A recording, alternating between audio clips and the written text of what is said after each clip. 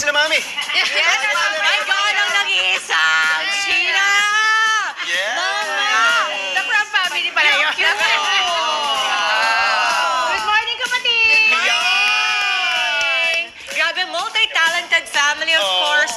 Okay, Sean, tell us more about Tago. Ikaw ang nagsulat, ikaw ang melody. Sinong tinatago mo? Baka mapaamin mo, ma'am. Well, sino tinatawag ko? Itatago ko na lang kasi. Sorry, ma.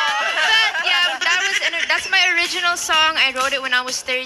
And I've started writing songs since I was 10. So, yun yung first Tagalog song na nasulat ko. So, I'm really happy to share it with everyone now. Beautiful.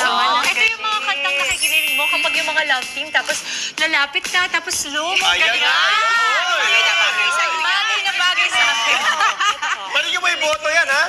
And go to the top sa Vibe, ha? Oh, yes.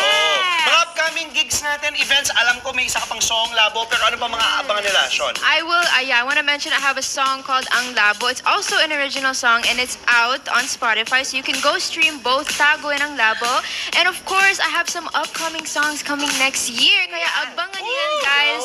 Go follow my social media accounts. It's Sean Crab and my TikTok is Sean Crab para you guys can be updated on my event. Galing? Kayo naman na Pwede sa Mommy Crab.